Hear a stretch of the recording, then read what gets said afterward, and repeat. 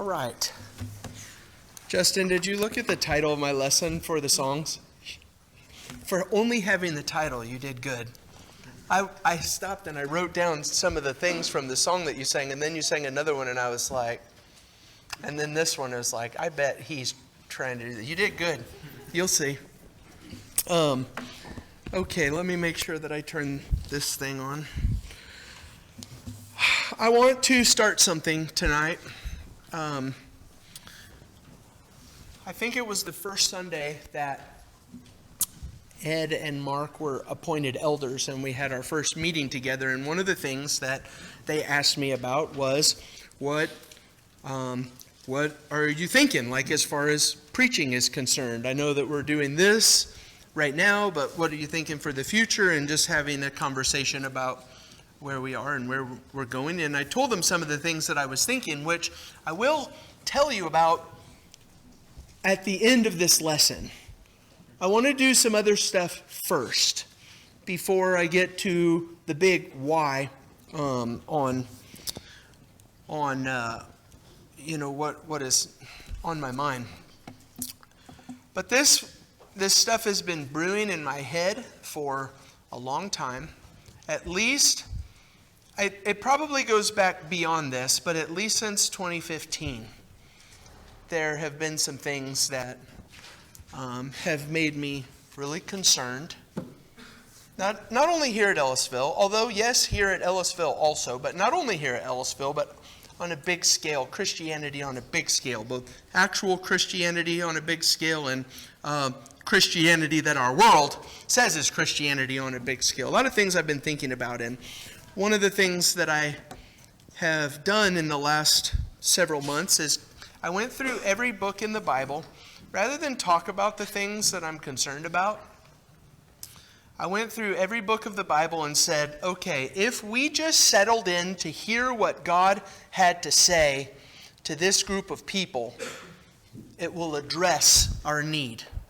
Always. God has always addressed our need. We just need to figure out how to hear it. And so I went through every book of the Bible, and I thought maybe Daniel was going to be it. I spent some time in Daniel to talk about the kingdoms of man and some of that stuff. And I landed on 1 Corinthians, and so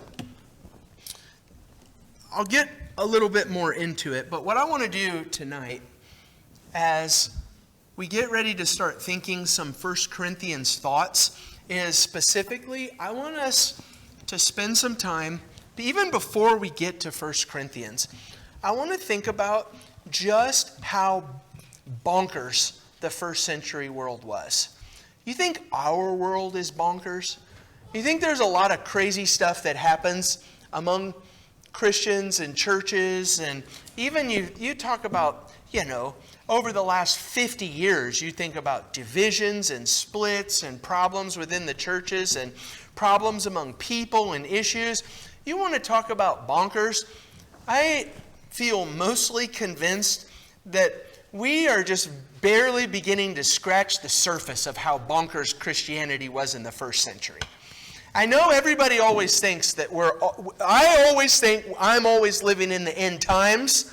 Everybody always thinks they're living in the end times. And we always think that things are worse now than they ever could have been. And everybody thinks that they're worse now than they ever could have been. And so I think the best way to make this point is to just look at the world in the first century, and specifically after a few things we'll go specifically to Corinth, and we'll take a look at Corinth, and just to appreciate the fact that Christianity is a thing in the first place is a miracle all by itself, knowing what we know about human nature. So let's start with some of these things that you know about.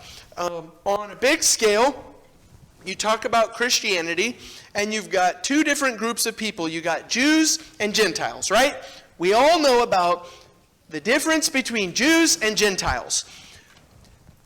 That's almost not hardly a sentence that you can say, though, because when you talk about Jews and Gentiles, within the world of Jews, there's just a huge, it's fractioned on so many levels.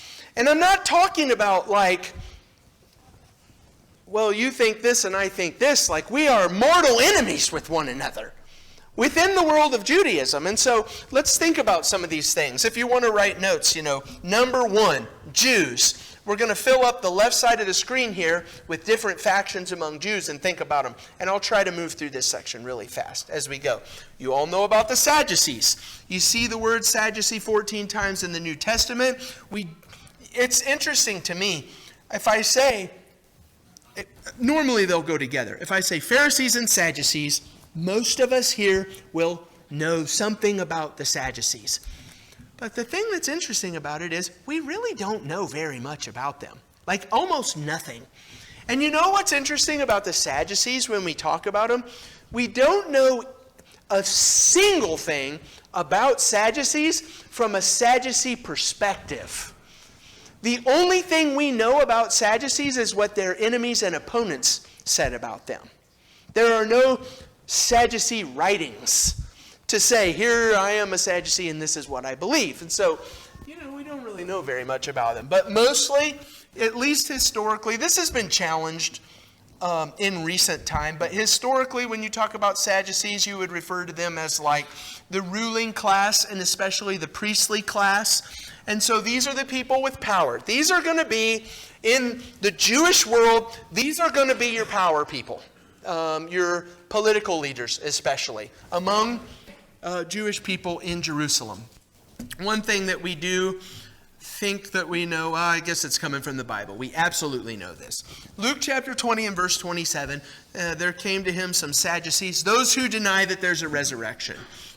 So we at least know that the Sadducees say, no, there's no resurrection. And they ask Jesus some sarcastic questions about if you have a wife and she dies, and then you have another wife and she dies, and you have another wife and she dies. Who are you going to have as a wife in the resurrection? And they're not asking a question, they're being smart. Oh, in the resurrection? We don't believe in a resurrection. We think we've asked a question like, is there such a thing as a square circle? Gotcha, Jesus. That's the interaction with Sadducees in the New Testament. Then the one that we're probably most familiar with is going to be Pharisees. You'll see them more than any other group in the New Testament, 98 times in the New Testament. The thing that we know about the Pharisees is their strict obedience to the law of Moses. And the idea is, let's say this is the law of Moses. And in order to be God's people, we need to live inside the boundaries of the law of Moses. But what the Pharisees did was they said, well, we are God's people, and we want to really make sure that we're right with God. So the tradition that they established was not, let's live inside the boundaries of the law of Moses. Let's build a hedge around the law of Moses, and we'll say, let's live out here around that hedge. That way, we're not going to even get close to violating the law of Moses, and we can be God's holy people. And so what the Pharisees are most known for is, this is just strict obedience to the law of Moses and even beyond. And so when Jesus criticizes the Pharisees, he says, teaching as the commandments of God, the doctrines of men. This hedge that they built, that's the doctrines of man. That's not what God said. But they taught it as if it was from God, and in order to be right with God, you have to live even outside of this hedge. That's the Pharisees. And so we know about them because of this tradition. It's one of the main groups of opponents in the Bible. Here's going to be number one. So as I go through these different groups, I'm going to stop. This is my first stop. The first stop is to say, among these two different groups of people that we would call both of them Jews. They both get labeled under the umbrella Jews. They're enemies with one another. They're opponents. And so look, in Acts chapter 23 and verse 6, Paul perceived that Paul is on trial here, and he perceived that one part of the council that he's standing before is Sadducees, and the other part is Pharisees. And Paul used to be a Pharisee, so he knows how to get out of this system. He cries out, "Brothers, I am a Pharisee, a son of Pharisees. It is with respect to the hope of the resurrection of the dead that I am on trial." You see that? I used to be a Pharisee, and oh yeah, guess what? They're holding me because they don't like what I say about the resurrection. What do the Sadducees say about resurrection? The Sadducees say, "Oh, there's no resurrection anyway." And the Pharisees say, "Yes, there is a resurrection." And so what Paul does is he creates this conflict, and then he goes, and he's out of the picture now. But the thing that I want you to appreciate is, among Jews, there is conflict. Okay, you've got Herodians. When you hear Herodians, think supporters of Herod. Herod the Great originally. But it's bigger than that. Herod the Great is long gone by this time. And so it's not a matter of just Herod the Great. It's not even a matter really of Herod the Great. It's the fact that Herod was appointed and placed by Rome. And he was Rome's governor over God's people. And so if you are a Herodian, what you are is a Jew specifically who is a supporter of Rome and their occupation of the Jewish land in this section. And so I want you to appreciate this. This is the Lexham Bible Dictionary. The Herodians are described, this is like one of the first sentences in the description. A Jewish political party that sympathized with the rulers of the Herodian dynasty, but not only that, but also with Rome, bigger, with Rome. And so Matthew, the Apostle Matthew, is a tax collector. I don't know from the scripture that Matthew was a Herodian, but I think it would make a lot of sense to consider him one, given that he is collecting taxes and working on behalf of the Roman government, collecting taxes from his people who don't like and support the Roman government. Even if he wasn't a Herodian, he's still working for the Romans, and so that's no good. But think about this. It's not just a religious difference or a power difference between Sadducees and Pharisees. This is a specifically political difference. This is a political party, Herodians. And then there are Zealots. Zealots are an organized group of revolutionaries who opposed Roman rule. This also is going to be a political party. And the thing that I would point you to in Matthew chapter 10 and verses 1 through 4, I should have started earlier when Matthew is listed, but one of Jesus' 12 apostles is Simon the Zealot. And the thing that I wonder about here, and maybe this happened on purpose, when Jesus was bringing people together, there are only 12 apostles walking around with Jesus at the time. And one of them is Matthew, a tax collector, working for and in support of the Roman government. And one of them is Simon the Zealot, who is a zealot because that says revolutionaries. Like the Zealots are known for their uprising against the Roman government. And Jesus pulls them together in his group of 12 apostles and expects them to work alongside one another for his cause. What would that have been? Can you imagine? Like even begin to imagine what some of those conversations, and I would think absolutely conflict, what that must have looked like among these people. But all Jews in this group. There are Essenes. You don't see them mentioned in the New Testament, but the Essenes are the group who are mentioned with, they're associated with the Dead Sea Scrolls. The Essenes are a group, let's see, I wrote it down here, I think. They believed that they were the faithful remnant of Israel. And the reason why they're associated with the Dead Sea and the Dead Sea Scrolls, the community is called Qumran. That's what you'll search for. Just look it up on Google. They went to Qumran and they lived this ascetic lifestyle out in this horrible wilderness away from Jerusalem because they said, Sadducees, Pharisees, Herodians, Zealots, all apostates. They all are wrong and bad. We are the right Jews. We are the Jews who are God's people. And so, you want to talk about a group of people who don't get along with everybody else, like they actually moved to a different place And they're waiting for Rome to destroy Jerusalem so that they can go in and take their rightful places as God's people. And then you have the Hellenists, still Jewish people, but imagine, this is my boundary thing earlier, imagine you've got Judah and Jerusalem, where the Jewish people are based and live. This is where the temple is. This is the home of all Judaism. But what happens in the ancient world is Jewish people spread. They're dispersed. Because they're dispersed, they're referred to as the diaspora. And so you've got Jewish people living all over the ancient world. And these Jewish people in Judah and Jerusalem refer to those Jewish people out there as, we're glad you're Jews, but you're out there. You're not as good of a Jew as we are in here.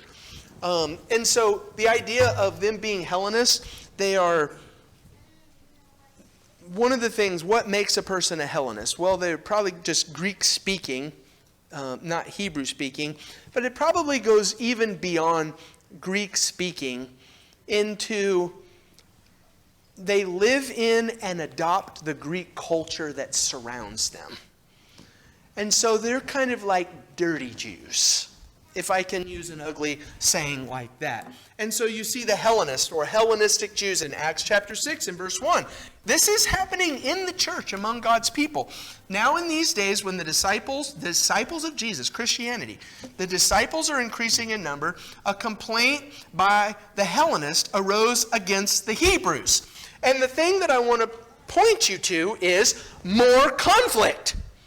Like we're all Jews, but it's almost not even right to just say Jew as a big umbrella blanket statement. There's another one. Well, I guess I'll show you another one here in just a second. Sorry.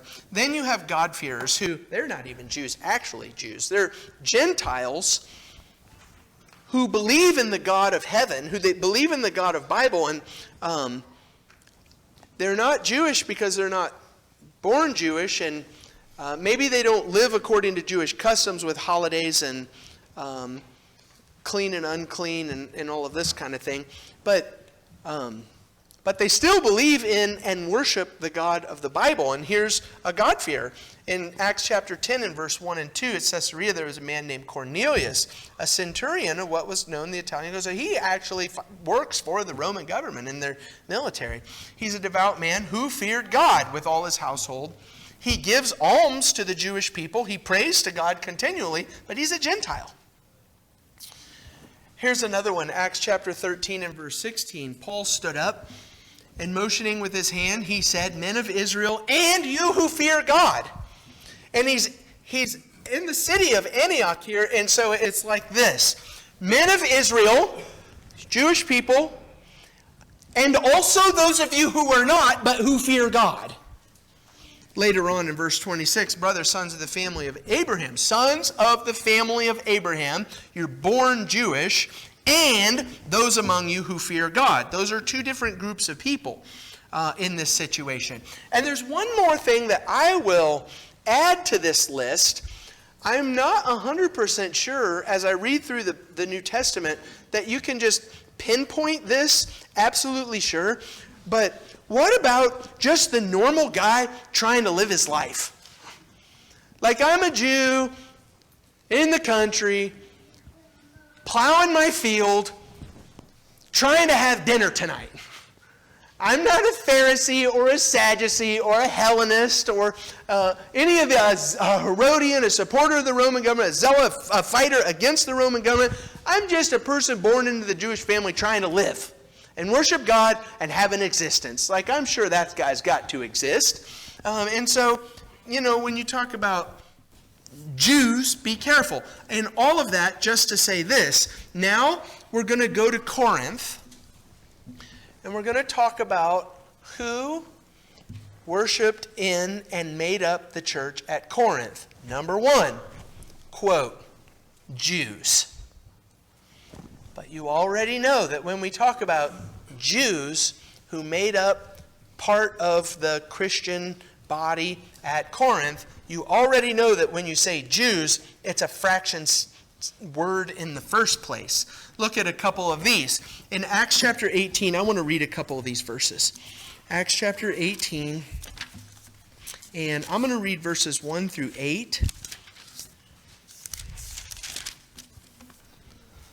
Acts chapter 18, verses 1 through 8. This is Paul establishing the church at Corinth.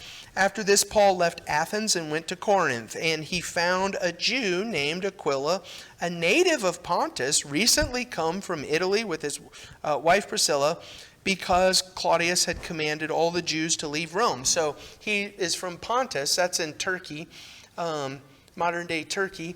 He's already a diaspora Jew. He lived in Rome, like the belly of the beast. But he got kicked out of Rome with all the other Jews, and now he's in Corinth. We know something about what flavor of Jew he was. So here's Aquila and Priscilla, this couple, and Paul goes to see him. Verse 3, because he was on the same trade, he stayed with them and worked, for they were tent makers by trade. And he reasoned in the synagogue every Sabbath and tried to persuade Jews and Greeks.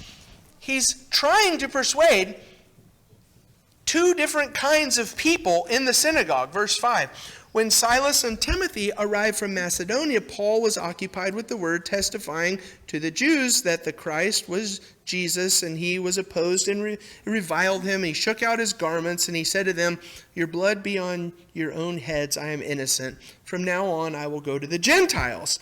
And he left there, and he went to the house of a man named Titius Justus, a worshiper of God.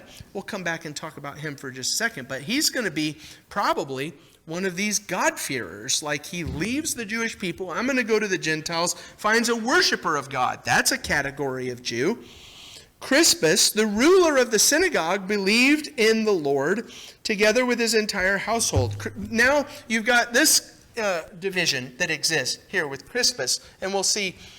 Do I have that one up on the right-hand side? Yeah, I've been trying to say all these things, and they're listed there. Aquila and Priscilla, Jews from Rome, diaspora Jews, Hellenistic Jews. There's both Jews and Greeks in the synagogue. There's Crispus, the ruler of a synagogue. So we're thinking, if you're going to think about divisions among people, now you have a high-status person. Like, there's a division among people that exists throughout the world and even today, high status, low status. You've got Sosthenes in verse 16. He's also listed as a ruler of a synagogue. And Titius Justus, a worshiper of God. Maybe he's a God-fearer. So you've got all of these different groups of Jews. But then, in Corinth, so look around at our church. Like, imagine that we're the church in Corinth.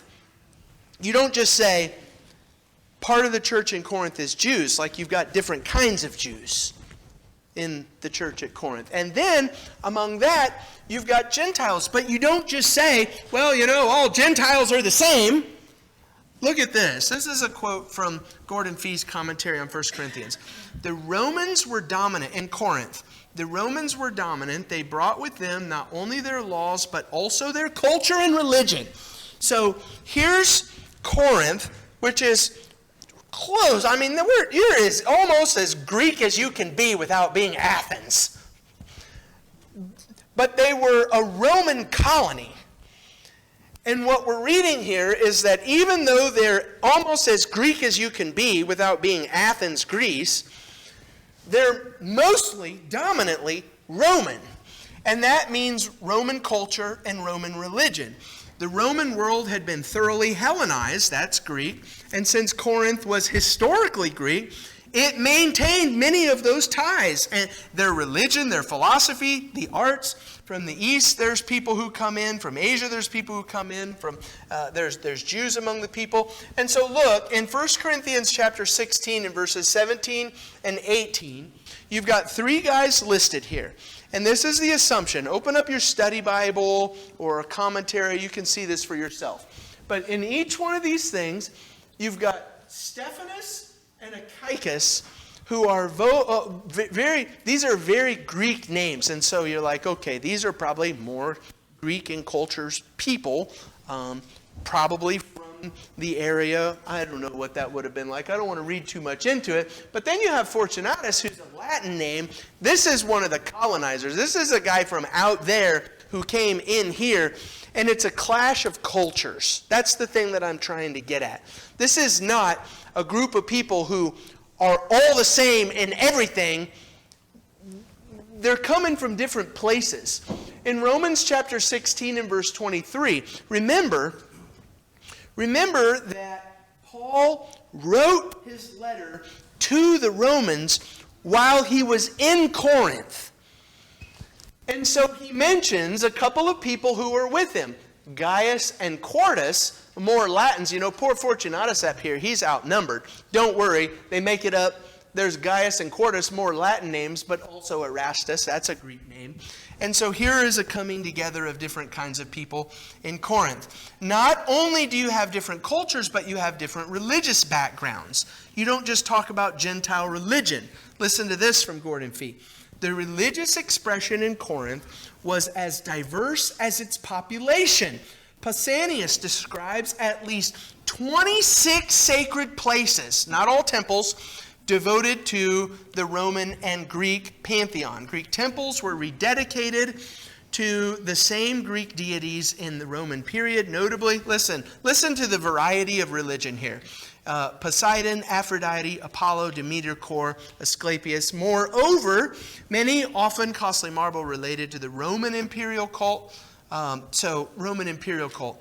We're not going to worship these gods. We're going to worship the emperor as a god. That's the Roman imperial quote. Fully 25 of the Latin dedications are uniquely Roman gods or abstractions. And so here's the thing. This is what I'm trying to point you towards. If you want to think about the church in Corinth, remember what I said when I started? This is bonkers. Like, there's a lot of different stuff all coming together in one place. And you want to talk about a lot of different stuff here in our world coming together in one place. Check this out. There's a lot of stuff happening all together at one place. In 1 Corinthians chapter 8 and verse 1, since we're talking about the different religions that existed among the Gentiles in Corinth, guess what? Those people from all those different religions, they became Christians and they moved into the church. 1 Corinthians 8 and verse 1, now concerning food offered to idols, we know that all of us possess knowledge. That's a quote because that's what the Corinthians say. Well, we have knowledge. We know better. We know that all of us possess knowledge. This knowledge puffs up, but love builds up. Verse 7, however, not all possess this knowledge. Some through former association with idols. So you've got all of these different people, and some of those people who worship Poseidon, Aphrodite, Kor, and all, Demeter, all these other gods, and the emperor worship and all that stuff, they came into the church. And they're trying to leave their old life, but we're all trying to get along and make it work in here. 1 Corinthians 12 and verse 1, concerning spiritual gifts, brothers, I do not want you to be uninformed.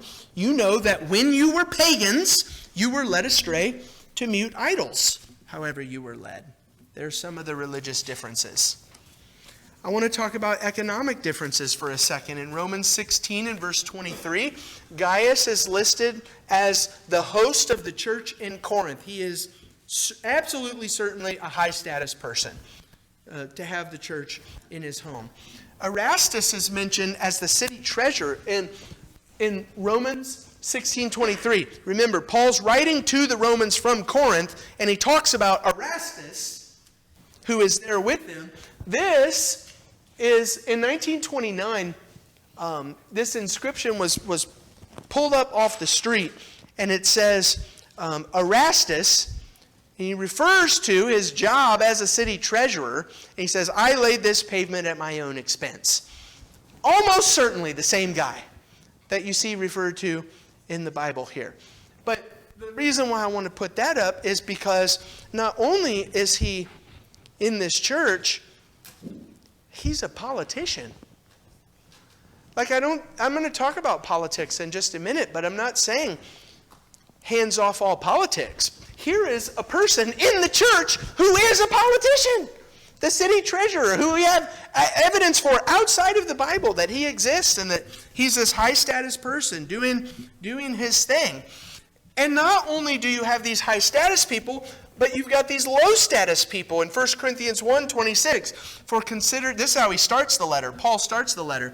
Consider your calling, brothers. Not many of you were wise according to worldly standards. Not many were powerful. Not many were of noble birth. And so it's like, okay, here's the church. We've got this kind of Jew, this kind of Jew, this kind of Jew, this kind of Jew. We got this kind of cultural Gentile, Romans, Greeks, religious person, that you worship at this temple, you worship at this temple, all this stuff. Also, we got really rich people and politicians, but not very many. Everybody else is not very many of noble birth, and not very many wise, and not very many noble. I said mobile. I don't know, they probably didn't have cars, so maybe not mobile too. Anyway, all kinds of different stuff. That's the point. 1 Corinthians 12 and verses 12 and 13. For just as the body is one and has many members, and all the members of the body, though many, are one body, so it is with Christ. For in one Spirit we were all baptized into one body, Jews or Greeks, slaves or free, and all were made to drink of the one Spirit.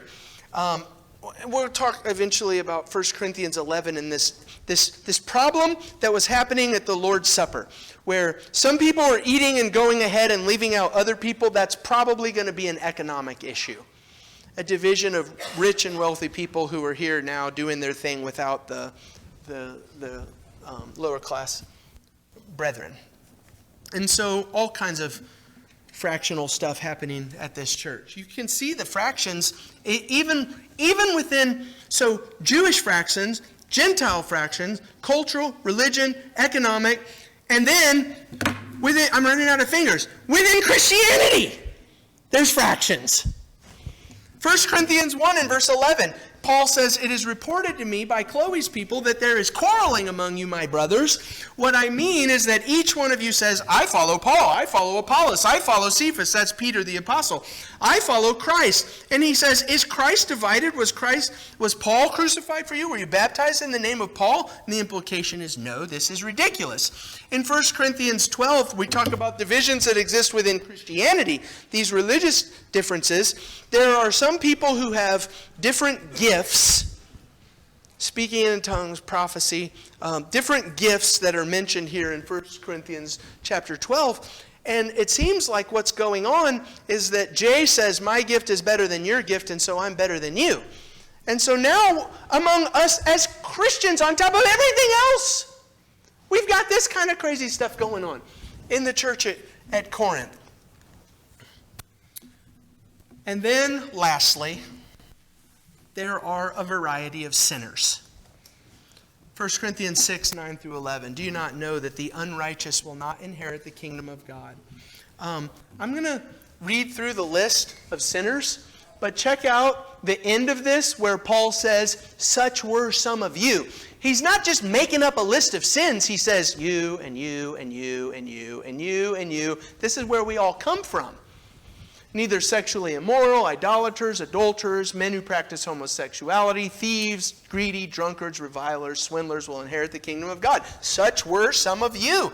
But you are washed. You're a Christian now. We don't do that anymore. That's the stuff that Paul is getting at. Check out a couple of these quotes and I'll get to the point. All of this evidence together suggests that Paul's Corinth was at once the New York, Los Angeles, and Las Vegas of the ancient world.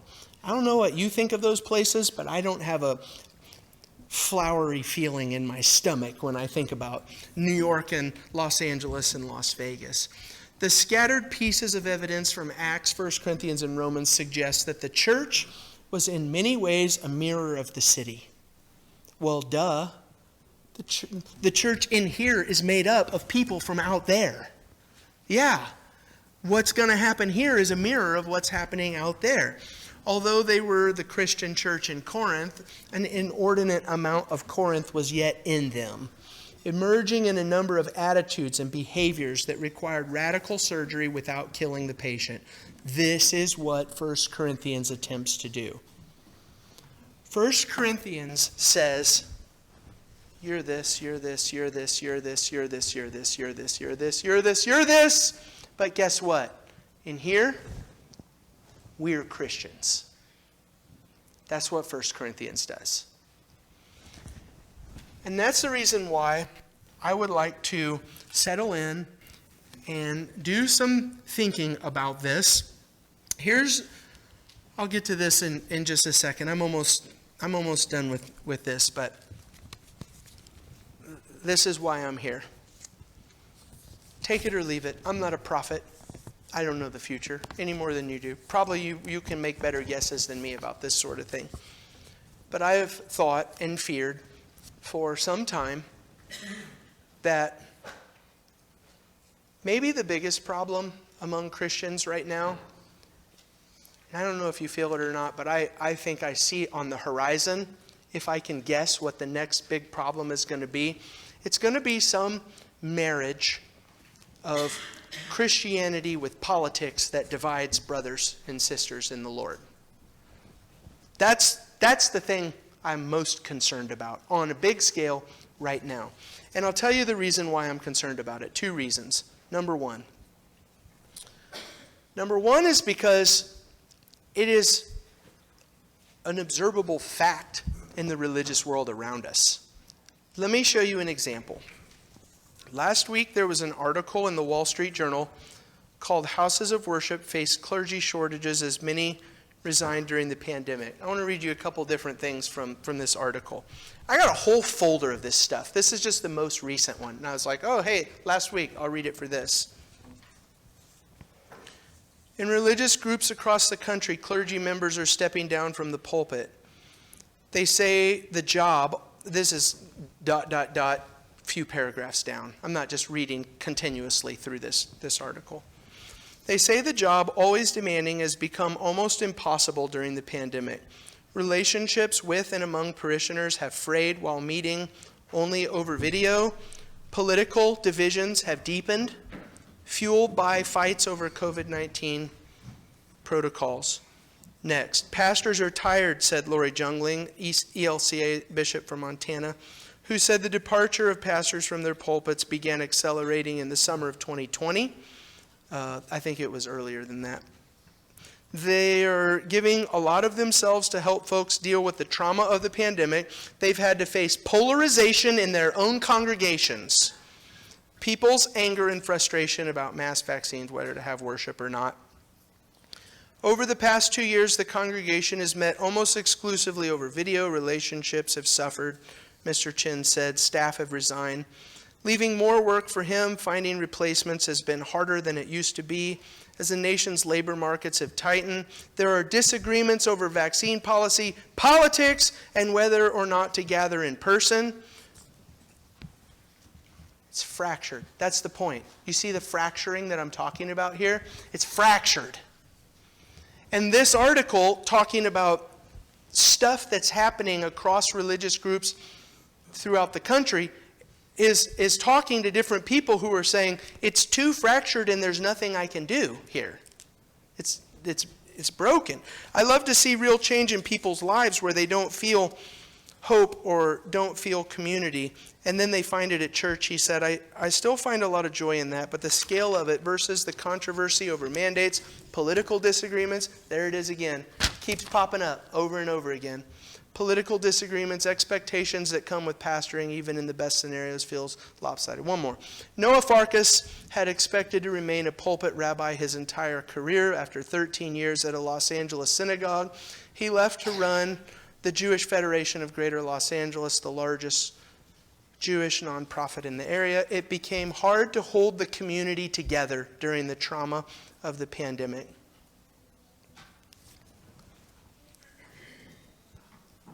It's not like I think there's bleeding happening right now that has to be sealed up or we're going to die. But I feel pretty concerned about this on the horizon. And I'll even tell you, the reason why I'm talking about it now is upcoming political season. There's some stuff we're going to have to figure out and get grounded in as a body of God's people. So number one, because it is happening out there. It's like I got a whole stuff in my folder about what's happening out there. The Southern Baptist Convention, probably there's already a split. They have not formally split yet, but probably there already is a split. And it's going to come later on down the road once it's not bare. And it's all because of this stuff that we're talking about. Number two, though,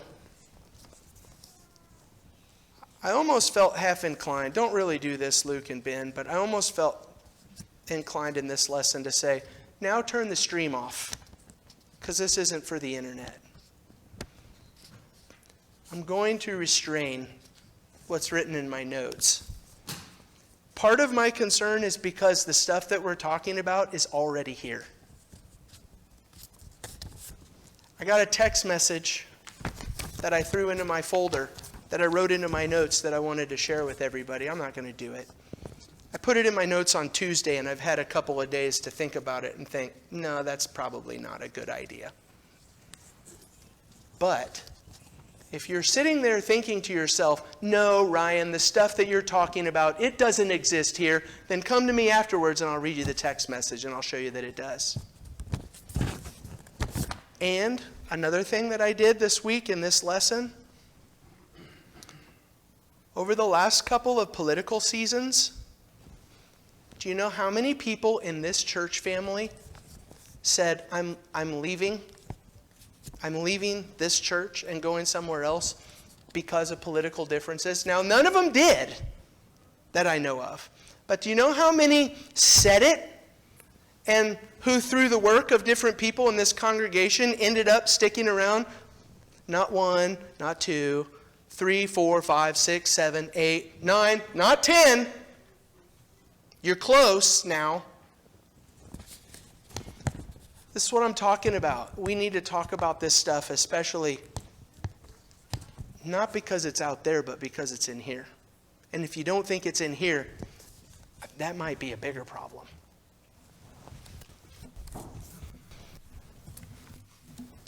The letter that Paul wrote to the Corinthians, I think, is going to be a great way for us to talk about this stuff from a biblical perspective, because Paul's letter to the Corinthians is about what Christianity is supposed to look like in a world that is deeply divided over any number of things.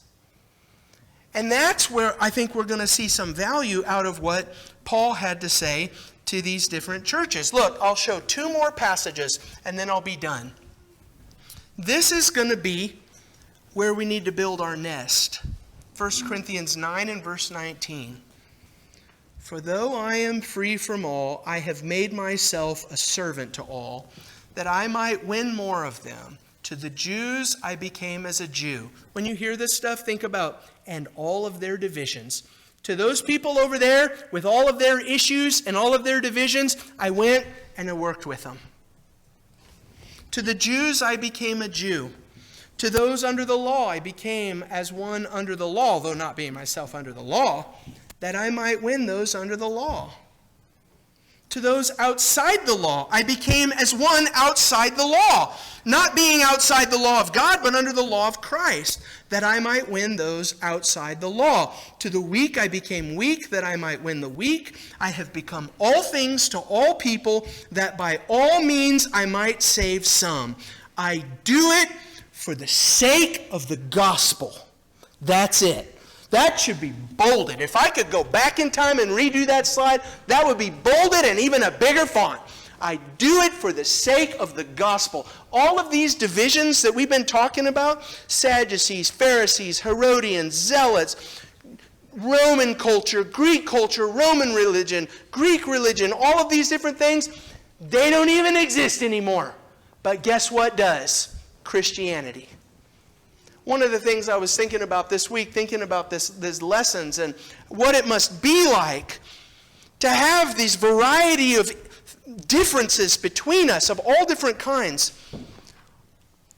What if you are a soldier in the Russian military today who happens to be next to a Ukrainian church and you pop in to worship with your Christian brothers and sisters? What would that look like? And maybe you're like, well, the Russians are bad because, okay, fine. What if you were an American soldier anywhere else in the world and you're close to a church? Our Christianity, our bond in Christ, transcends, goes beyond all of these other worldly divisions. That's the thing that I want us to see and focus on. Look at this. 1 Corinthians 4 and verses 16 and 17. I urge you then, be imitators of me. That is why I sent you Timothy, my beloved and faithful child in the Lord, to remind you of my ways in Christ as I teach them everywhere in every church. Christ is taught the same way to all people of all varieties in all places. And I think it might be nice for us to think about some hard things. One last thing. Christianity transcends the division of this world. Some of us need to be reminded about this. Some of you know it. We need a reminder. Some of us need to learn this for the very first time. And I think most of us probably need to think about how to navigate it. Even if we already know it, how do we navigate it? And Corinthians is going to be our roadmap.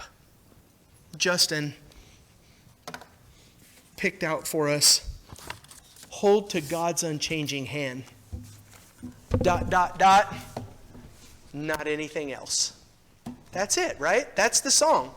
That's what we do. Hold to God's unchanging hand. Okay, so if you're here tonight and you're not Christian, we always offer an opportunity to become one. If you would like to do that, if you know what you need to do, now is your chance to be born again into this very imperfect family. We'd love to strive in life alongside with you. If we can help you, come forward. Make your needs known as we stand and sing.